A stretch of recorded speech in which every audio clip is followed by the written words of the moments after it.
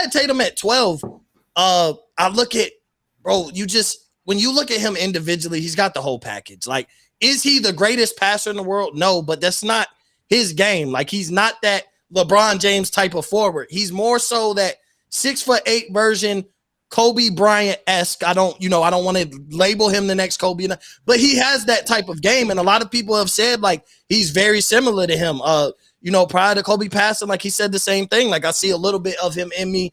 Also said that about Devin Booker, but Jayson Tatum is a star. Boston is any type of relevant right now because of Jayson Tatum. You take him off that team, he gets injured, and we're talking about a lottery team that has a very high chance of having a top 5 pick.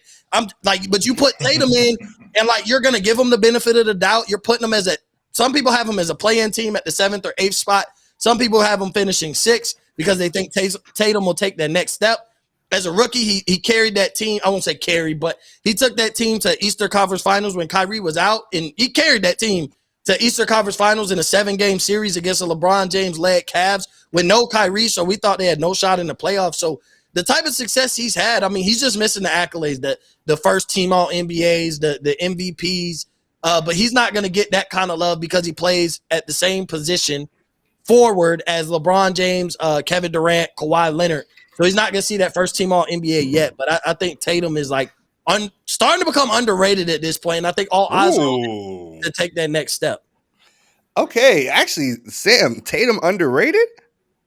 I actually had him at 11, so I had him at the spot he ended up, and I do think he's underrated in that I think if the Celtics are good enough, like top 4, top 3 seed in the East, which might not be super likely, but if they can play well and get to that position, I think he's like a potential MVP candidate that doesn't get a lot of just like airtime or isn't talked about a ton for those type of accolades yet.